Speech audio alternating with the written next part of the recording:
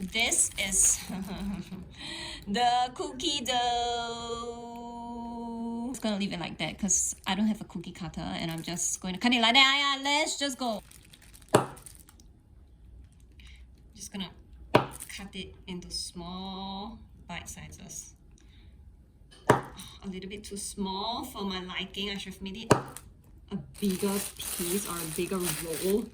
Now I need to bake it a few times. My oven is quite small, so that's quite a bummer.